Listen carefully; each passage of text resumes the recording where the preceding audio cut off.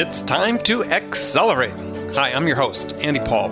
Join me as I host conversations with the leading experts in sales, marketing, sales automation, sales process, leadership, management, training, coaching, any resource that I believe to help you accelerate the growth of your sales, your business, and most importantly, you. Hello, and welcome to Accelerate. Coming back on Accelerate today is a previous guest. His name is Jeff Beals. Jeff is a sales speaker and author and moonlights. Actually, I know it's the other way around, but I'm going to say moonlights as a vice president for a major real estate company. I think actually it's your main job, maybe moonlight as a sales speaker. But Jeff, welcome back to Accelerate. Thanks, Andy. It's an honor to be back. Oh, my pleasure. My pleasure. So maybe for people who didn't hear episode 56, which they should go back and listen to, we had a great conversation about your book about what you can learn about sales from big-time college football coaches, which I, as you knew at the time, that was one of my passions, is take a minute, introduce yourself again.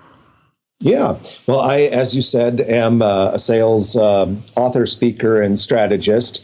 And I do training and keynote speeches all over the world. I've written a couple books. And then, like you said, my other life, I basically have two full-time jobs, drives my wife nuts. But the other one is in charge of sales and marketing for a commercial real estate firm that operates in a couple Midwestern states. So, Andy, I've got a little bit of career ADD. I got to do a lot of things to keep myself sharp. I guess. You're just not satisfied. Yeah, or I get bored too easily. Yeah, or you get bored too easily. So, you have kids? I do. I have two, a 10-year-old and an 8-year-old, and they're both going to grow up to be little salespersons. They're with me all the time. I host a business radio show every Saturday, and they come to the studio with me, and it's fun to hear some of the business jargon that they use. I'm spending too much time with Dad. Okay, so that you started hinting at a third job as a radio host. I see. Yeah. Gosh, you're not busy enough. Yeah, it all goes together, though. Yeah, you're trying to catch up with your neighbor there, Warren Buffett. Yeah, I do live in the same town as Warren Buffett. We don't hang out a lot, but I did meet him one time in 2001 when he ran into the back of my car. Oh, It's a true story. True story. So you had a fender bender with Warren. I had a fender bender with Warren Buffett, and unfortunately there was no damage, so I couldn't share any of his wealth through his insurance account, but he was a very nice guy during the whole part. Very nervous, too, by the way. Well, yeah, I would imagine when you have that much money, anything happens, I'm sure he's thinking, okay, this guy's going to sue me. He's probably dialing his lawyer already. Yeah, he was driving his own car, no bodyguard or anything. Yeah, it's amazing, isn't it? Yeah. Yeah, well, that's, I think, why he lives in Omaha. So he can have a life, right? If he was in some big celebrity, saturated area like LA or New York. That's probably true. It's a pretty down-to-earth place here. Yeah. All right, so we're talking now, it's the early part of 2017. We've sort of done the kickoffs already, but like asking my guests, what in your mind, what is the single biggest challenge facing sales reps in 2017?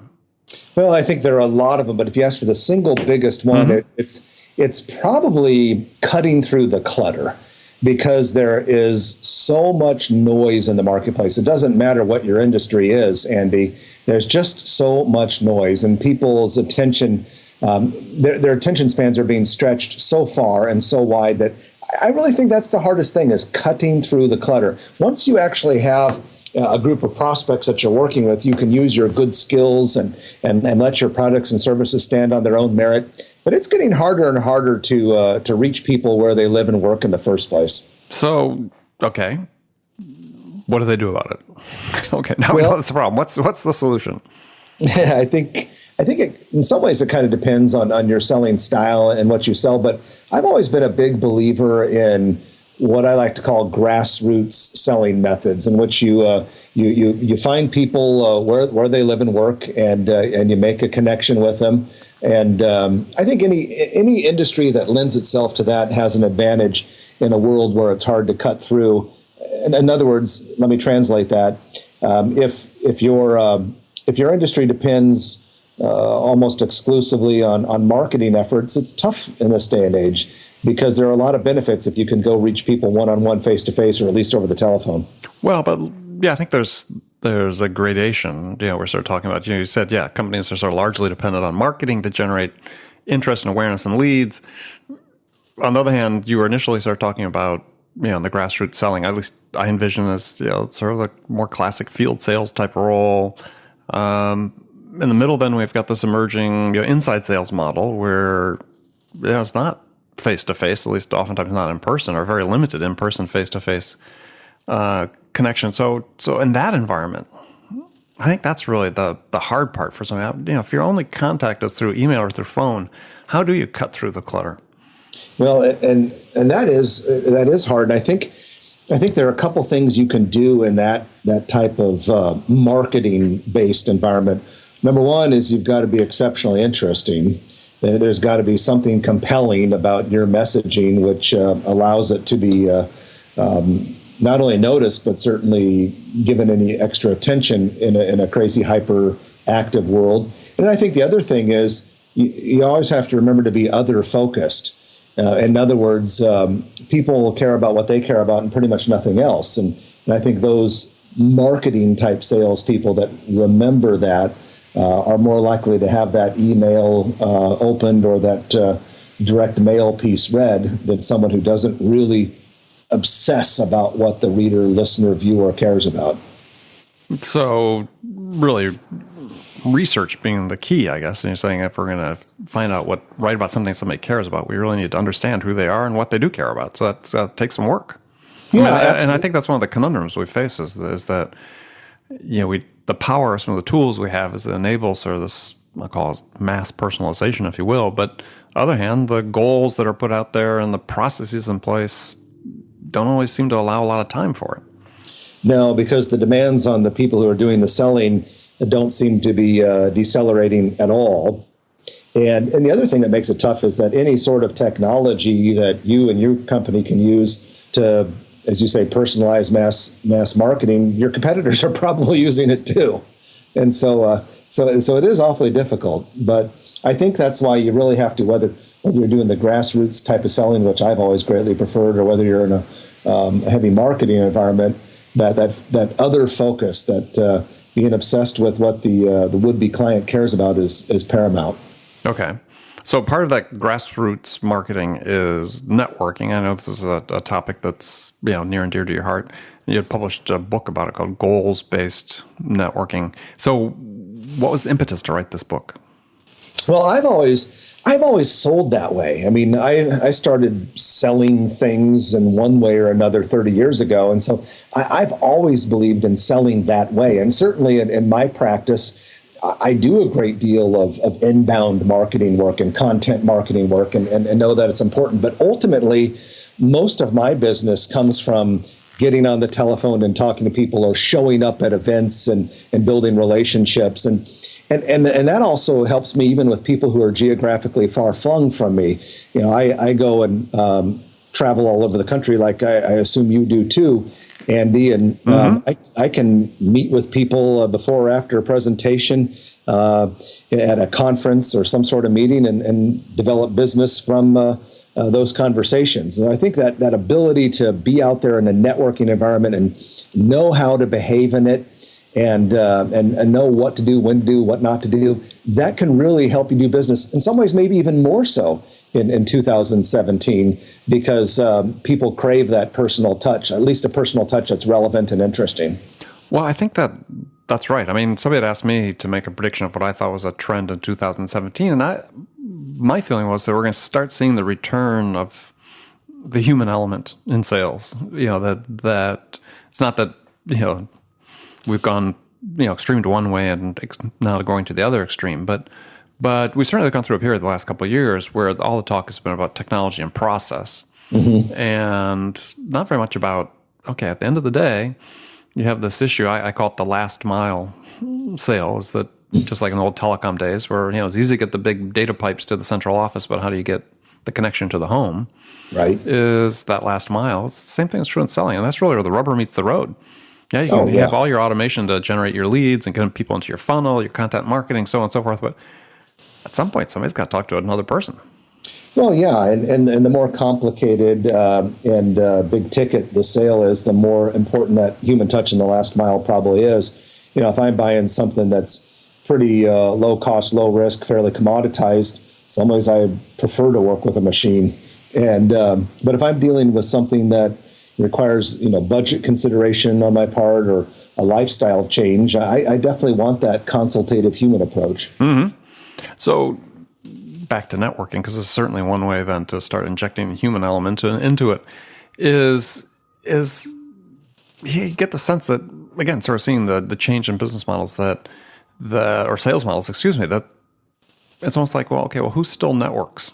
It's almost like it's a foreign concept to some number of people that are in sales, is that, especially perhaps again with the move to inside sales, so on, but it's still really important. I don't think it's an accident that, like Susan Roan's book, if you read her book, How to Work a Room, about networking, it's a huge seller. I mean, we're talking over 1 million copies sold.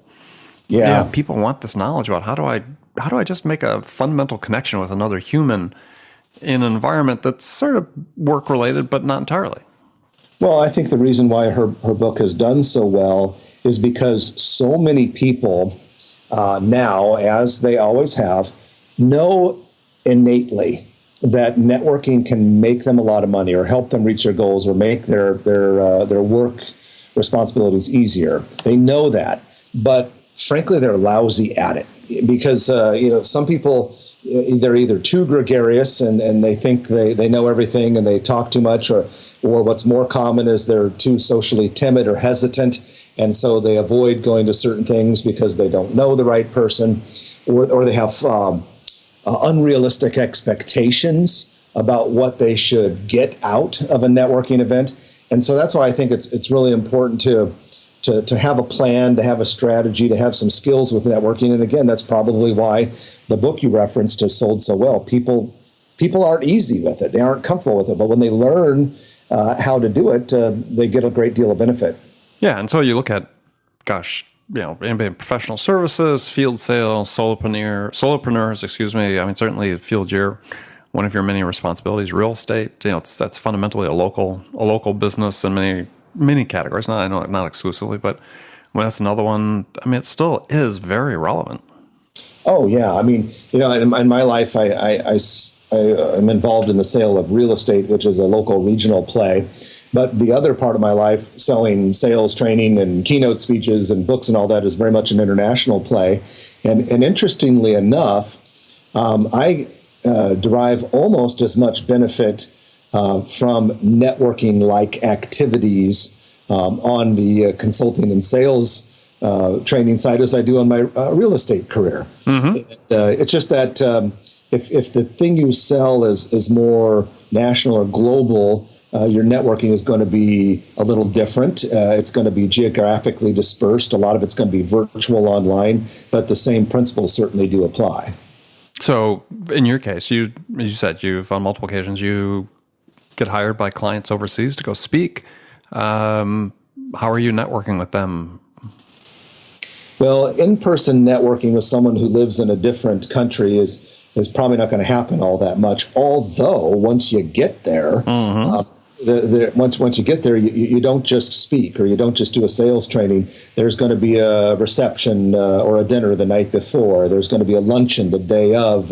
There might be cocktails following the sales presentation. And I always feel that during those times, I'm trolling for additional business because I want to go back to that country and speak to a different audience, perhaps. And then also, I think you take the same principles of face-to-face networking, which I'm sure we'll talk about in a few minutes. You can apply those same principles to virtual or electronic networking. It's just because the medium changes doesn't mean that the messaging and the technique changes. No, it's interesting. So you have 3 goals of networking, then we'll get into the specifics of techniques as you just referred to. Mm-hmm. And like a lot of things in sales, I think one of the things that doesn't happen with networking is that people don't approach it with a plan. Right. It's not just, hey, roll your eyes, I've got to go to this networking thing tonight because my boss wants me to go, roll your eyes again. But instead it's like, hey, this is an opportunity. Absolutely. I mean, I may feel a little uncomfortable because maybe I'm a little bit of an introvert, but hey, this is an opportunity where I can actually engage someone face to face as opposed to through an email or a phone call. Well, I couldn't agree more because if you think about it, we sales consultants, we will recommend to a sales rep, never go into a meeting or a phone call without clearly stating in your mind what your desired outcome of said meeting or phone call is. And I know the same thing applies to networking events. Andy, one of the reasons why most professionals are somewhere between poor and lousy at networking is the very lack of the plan we're talking about. Mm-hmm. That's why I named this ebook we're talking about goal-based networking. I believe before you go to any event or place in which networking will take place, however you define networking, you put a 3-tiered goal in your head. You say to yourself, goal number 1, I'm going to get a direct opportunity out of this event. Now, sadly... Meaning a prospect. A prospect, a customer. Right. Sadly, that doesn't happen most of the time. But then you want to say to yourself, I at least want to get a very good lead on a direct opportunity, which pretty much should happen almost every time. If it doesn't, it means you're not talking to enough people or saying the right things, asking the right questions. And then finally, goal number 3, you say to yourself, and I want to get valuable information that furthers my goal and meet valuable people who can help me reach my goals. And that should happen multiple times at every single networking event. And if it doesn't happen, it means you're either not talking to enough people or not asking the right questions, or even, I suppose, possibly having the bad attitude, like you said, rolling your eyes and saying, my boss is making me go to this damned networking event. Yeah. Or again, perhaps just a little uncomfortable in that environment, and you don't ask the additional question, you don't probe, you're not other centric. In the case of what you really need to be interested in the other person to get them to open up to you. Mm-hmm. I mean and I see all the time in networking events, somebody might be a little uncomfortable. They find the one person that will talk to them comfortably, and maybe even listen to them a little bit, and then they stick to that person throughout the evening, as opposed to saying, okay, no, I've got an obligation to talk to as many people as I can here and have conversations. Yeah. And that one person you talk to very, very likely is not a buyer. And I think that's one thing we have to keep in mind. Yeah. When you go to a networking event, sure, you don't know who could help you. You don't know who knows whom and could give you a great advice. So you don't want to ever, ignore any person and leave anyone out. But you have to be logical and commonsensical about it. And that is, hey, figure out who among these people here have the highest likelihood of helping me close a deal now. And that's where you want to spend the preponderance of your time. Yeah. And I think for salespeople, think about it if in a buying sense, right? If you look at a specific type of buyer and set aside the networking event for a second, and in the challenger customer, they did a good job describing this. The individual, I forget the name they gave to it, the type of individual, the one that really will talk to you, the one that will give you a lot of time, and the one that seems sort of friendly and open, that's not the one that's going to do the job for you. That's not the one that's going to be the one that's making the decision. And this is the one that, it's just happy to have somebody come talk to them, and you sort of gravitate to them because they will talk to you, and it's not leading to where you need to go. So if you're at a networking event and you latch onto one of these people or they latch onto you, part of the skill of networking is how to excuse yourself from that situation and go on to someone else. Yeah, you absolutely do have to shake people every now and then because, and this is especially true if you sell high dollar items like frankly you and I do, high dollar intangible things like you and I do. A lot of people at a networking event want to live out a personal fantasy with someone who sells something. Yeah, they know there'll never be a buyer, but sometimes it's kind of fun to engage a salesperson who sells something that is maybe seen as prestigious, glamorous, whatever, and it maybe makes a person feel a little big time or whatever. You have to be able to kind of tactfully, politely, professionally sniff that out and move on. And, there are a lot of little things you can do very tactically. If I'm at a traditional networking event where they have drinks and cocktails and hors d'oeuvres and that sort of thing, if all else fails, if my little verbal attempts to leave a conversation don't work, I use the bar, I use the hors d'oeuvre serving table. I'll even use what I call the smart bomb, which is the restroom run. But you can always think of one way to get away from that person who's just a people and time user. Yeah, no, absolutely. So interesting, the bathroom excuse. Yeah, that's a good one. So all right, you got the 3 goals: getting a direct opportunity, getting a lead on a prospect, and meeting new people, learning new stuff. So once you're at the event, then you have some specific tactics you talked about. And one of what I liked was what you call your rule of thirds. Why don't you tell people about that? Yeah, the rule of the thirds basically says you spend 2/3 of the time with any one person talking about them, their interests, thoughtful, creative, probing questions about them, and 1/3 about yourself. And this makes total sense. We've heard it many times before. You've got 2 ears and 1 mouth. Use them proportionately. But the reason it works is that people tend to be obsessed with themselves. Even the most generous and thoughtful person really is obsessed with himself or herself. I mean, I'm not afraid to admit, Andy, that I am that you're an egomaniac. I'm fascinated with myself. And if you show sincere, genuine interest in my favorite subject, I simply am powerless not to like you. And was that Nebraska football? Well, I've certainly that's my alma mater, so I wouldn't mind talking about that either. Okay. Although not after we lose. Not after my Badgers beat them last weekend, right? Okay, go ahead. Oh, thanks for reminding me of that. Okay, all right. But I think I think that focusing on them is critically important. But you at the same time, while you want to focus on the other people, a networking mistake that a lot of salespeople and other professionals make is that they end up focusing too much on the other person. For instance, they say to themselves subconsciously, if 2/3 of the time is really effective, what would happen if I listened to the other person 3/3 of the time? And they'll certainly love you. They'll think you're a sparkling conversationalist because all you did was let them talk about themselves. But if you don't reserve your third, your name and face don't pop into their head the next time they hear of an opportunity for which you would be perfect. You got to reserve your third. Okay. No, I mean, I like that. I mean, it's. I mean, I have a rule I talk about called the ask, don't tell, which is, when you're in conversation, you have the temptation to say something about yourself, ask a question instead. But what's going to happen invariably is they will turn around and ask a question of you. Yeah. And answering with a question at that point is not good form. And you need to be prepared to talk about what you call it your area of self-expertise. Mm-hmm. Yeah. And it's actually, I call it the area of self-marketing expertise. Oh, self-marketing expertise. Excuse me. Yes. Yeah. Extra word in there. But basically that is something about you that is fascinating to someone who does not do what you do. And so when you do reserve your third, you want to be very choosy and selective about what you say. And that's where the area of self-marketing expertise comes in. And sometimes when I say that to audiences, they're like, something about you that's fascinating to someone who doesn't do what you do. That sounds like a little bit of a tongue twister. But you want to find the sexiest, most prestigious, glamorous part of what you do. To kind of give you an idea, we mentioned my day job, so to speak, is in commercial real estate.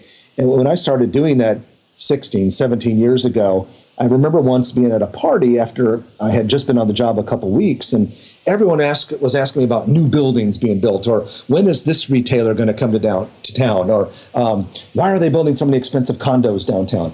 And all of a sudden it hit me like a ton of bricks that people were very interested, fascinated, obsessed with what I did for a living, commercial real estate, but they didn't give a damn about how to negotiate a triple net lease or to figure the load factor of an office building. Mm-hmm. They wanted to know about the sexiest, most glamorous parts of what I did.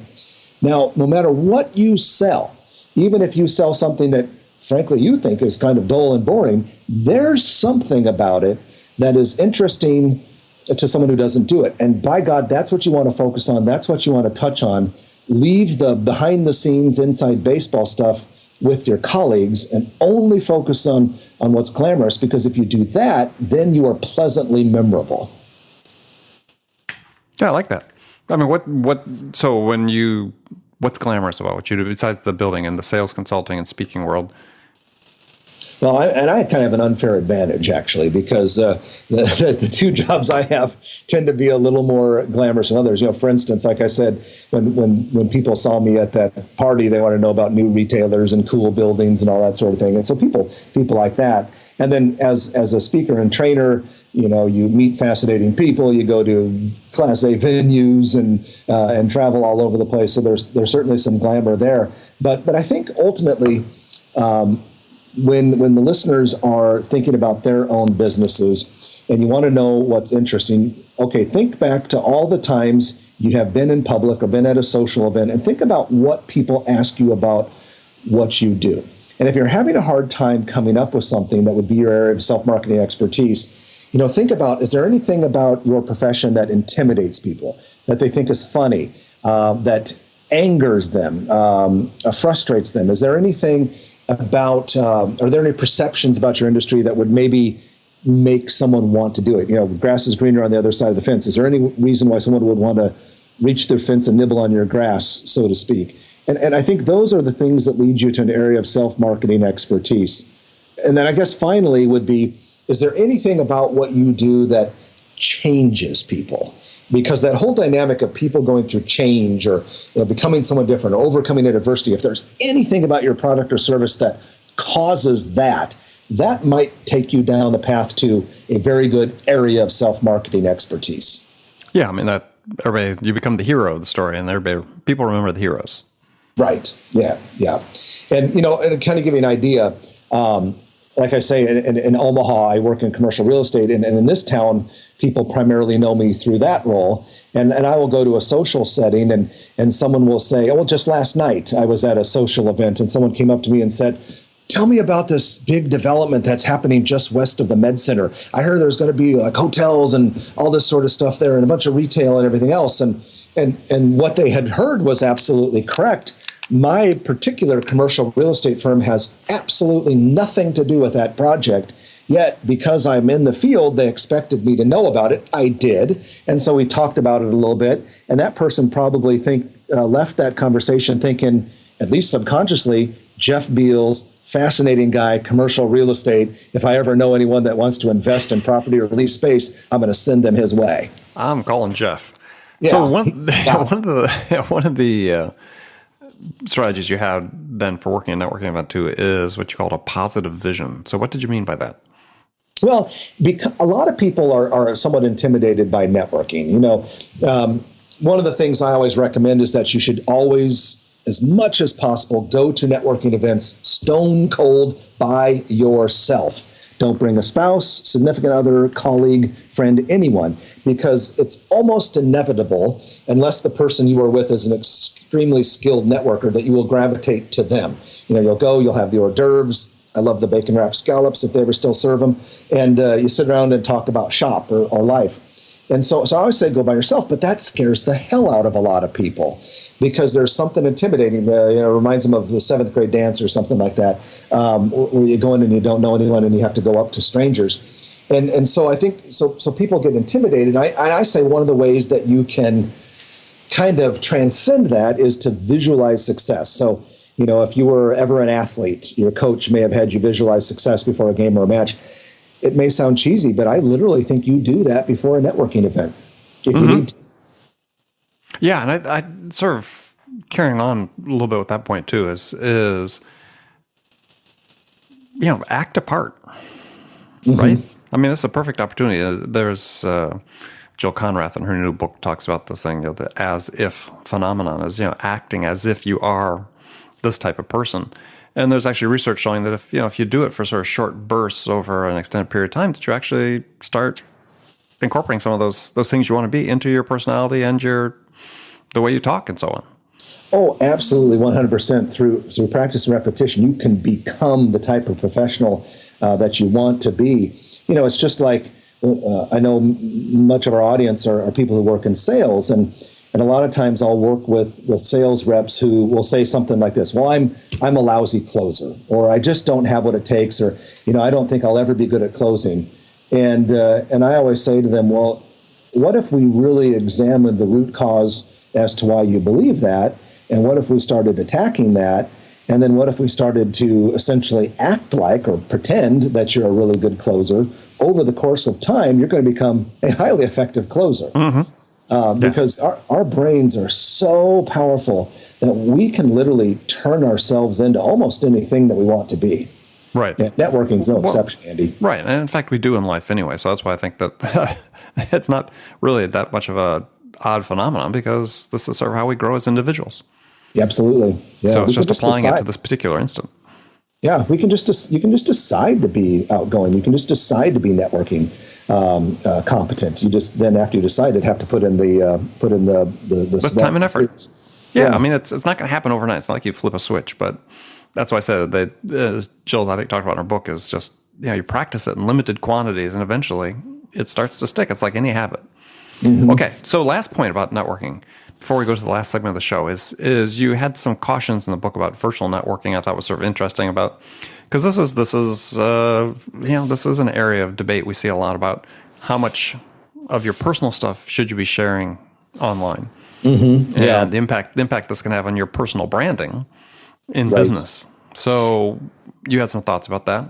Yeah, and when you think about virtual networking, originally LinkedIn was all about business and careers. Facebook was all about the personal and social stuff, and Twitter was kind of whatever you wanted to make it. And what's happened, though, the lines have become very, very blurred. And there are a lot of reasons for that. One of those reasons is that most of our listeners have gathered huge networks of so-called friends, right? And so, it's pretty common these days to see someone with a LinkedIn profile of 500 plus. In fact, if someone doesn't have 500 plus, sometimes you're almost taken aback by it. And you see Facebook connections with 1,000 or 2,000 or 5,000 friends. And I don't know how anyone can have that many friends, but you can call them whatever you want. So the lines have been blurred. And I've always defaulted on the side of using social media primarily for professional reasons and a little bit of social. I use LinkedIn exclusively for business reasons, professional reasons, and then Facebook I do a hybrid on that. And so basically when I post something personal on Facebook, I deliberately post things on Facebook that are not only okay for my clients and prospective clients to see, I actually want to post things on Facebook that actually make me look good in front of my clients. So I do post pictures of my kids, but I'm going to strategically choose which pictures to put on there. Yeah, the one standing in front of that new building you're trying to sell. Well, yeah, or I'll put on the one in which they, got their hair combed, or whatever the case may be, or an interesting thing. Because I think you, as a professional, as someone who sells, you always want to humanize yourself. And you got to remember, too, that in many of our industries, not all, but in many of our industries, our personal connections can lead to business connections, either through referrals or personal people themselves. So I think that line has blurred, and it's okay that it blurred. Some people aren't comfortable with it. I think it's okay that it blurred as long as you understand what it is now, and as long as you are acutely aware that everything you post personally needs to pass through the filter of not only being acceptable to would-be clients and current clients, but actually makes you look good in front of those people. Yeah, well, again, it gets back to what we talked about before about having a plan. Is I see this with people, and they consult with me about the personal brand and so on. It's to your point, people are seeing everything. Oh yeah. So if you just don't care, well, that's one thing. If you don't care what the impact is on how people perceive you in the business world, hey, that's fine. You can do that. Or if you're Kim Kardashian, your business is your personal, that's one thing. But if you're like most of us and the two are fairly separate, and you said you're trying to humanize yourself, yeah, you have to have a plan. What are you going to post and what's acceptable? And maybe what you would have posted when you're in college, you're not going to do now. And maybe you're going to open up a second account, a separate account or something, or close one and own a new one that reflects where you're going to be professionally. Yeah, and for some people, they need to get a pseudonym account. Yeah. But I think ultimately, Andy, when we're talking about virtual networking, probably the most important advice I can give to people who sell for a living, or really any professional, is that the exact same fundamentals of networking apply to virtual networking as in-person networking. And I'll tell you why I think this is important. Remember back in 1999 when the dot-com thing was going crazy, and there were all these companies selling crazy items, and they were actually getting venture capital because people thought the novelty of being able to buy something on your computer would make everything profitable. And the old joke was that's why there's no more pimentoloaf.com, right, which I don't know if that ever existed or not. But that all came crashing down because fundamentals of business eventually ruled the day. Well, in social media and other virtual networking platforms, you a lot of times see people doing things just because of the channel or the medium. And I don't think that works. The same things that are interesting to you, if you and I are speaking face-to-face at a cocktail party, are the same things that will be interesting about me to you if you're following me on one of the social media. So people need to do that. They need to remember that every rule applies in social media. You have to still do things that are interesting. You have to do things that further your personal brand as opposed to detract. You got to give a person reasons to follow you. If you go to a networking event and you are just the dullest, wettest blanket at cocktail parties, eventually people will catch on to you and they'll stay on the other side of the room from you. Same thing goes on social media. Okay. Jeff, this is a segment of the show. I've got some standard questions I ask all my guests. And actually, sort of rapid fire questions. You can give me one-word answers or elaborate if you wish. So the first one is, in your mind, is it easier to teach a technical non-salesperson how to sell or to teach a salesperson how to sell a technical product? Definitely the second one. I have a lot of experience with that. I think anyone that knows how to sell, you can teach them the product details or bring them up to speed. It's harder to get a person who doesn't sell or certainly doesn't enjoy selling to get started. Okay. So I have to phrase this one carefully because people keep misunderstanding. So what's the one great literary book, meaning a non-business book, you would recommend that every salesperson read? You mean like a novel? Yeah. Or gosh, I wouldn't even know where to begin. Or Shakespeare, or anything you've read in your life that's had an impact. Well, and that's a hard one for me to answer because almost every book I've read for the last 10 years has been a sales or leadership or management book. We got to get you out more, buddy. We got to get you out. I know. I'm one of those guys. I literally read a book every week, but I probably haven't read a novel in years. I'm embarrassed to admit that. So can I take a pass on that one? All right, we'll take a pass. Put it on your list to do for 2017, though. Okay, because I'd want to think back to the last several novels I did read, which are definitely more than 5 years ago, and give you a right answer. So I apologize for that one. No problem. All right, and we don't invite Jeff back to the show. Okay, no. So now the next one is, if you could change one thing about your business self, what would it be? Believe it or not, I sometimes have call reluctance.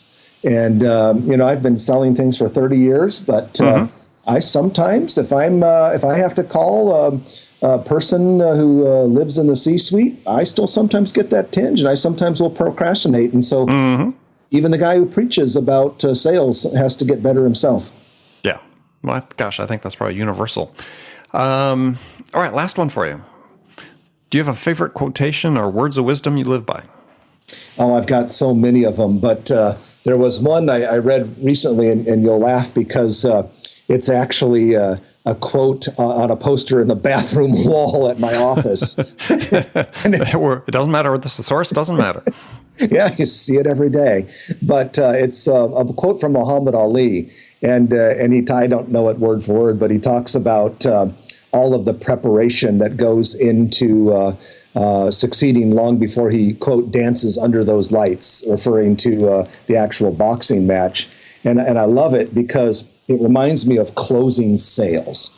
I mean, if you think about it, when you go see a boxer, if you're a boxing fan, I can't say I've been to a boxing match recently, but if I were to go to a boxing match, and let's say I was back in the 60s when Muhammad Ali was in his prime, and I watched Muhammad Ali and I saw him just destroy some other guy, I might think to myself, oh, he's the best. I wish I was like Muhammad Ali. But you don't think about all of the investments that he made to get to that point. And I like to use that as an example when I'm thinking about doing deals or closing sales and all that, because people get so wrapped up in the end, or maybe the glory that comes from succeeding, but really the end is a foregone conclusion for people who put in the work on the front end. And that boxing quote applies to life and to business. We'll track down a quote from Muhammad Ali and put it out there.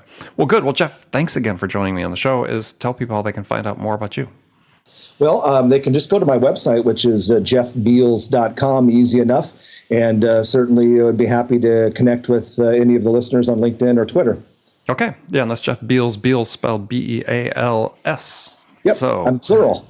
And plural, right. So, again, thanks for being on the show. And remember, friends, thank you for joining us today, and make it part of your day every day to deliberately learn something new to help you accelerate your success in One easy way to do that is take a minute, subscribe to this podcast, Accelerate, and that way you won't miss any of my conversations with top business experts like my guest today, Jeff Beals, who shared his expertise on how to accelerate the growth of your business. So thanks for joining me, and until next time, this is Andy Paul. Good selling, everyone. Thanks for listening to the show. If you like what you heard and want to make sure you don't miss any upcoming episodes, please subscribe to this podcast on iTunes or Stitcher.com. For more information about today's guest, visit my website at andypaul.com.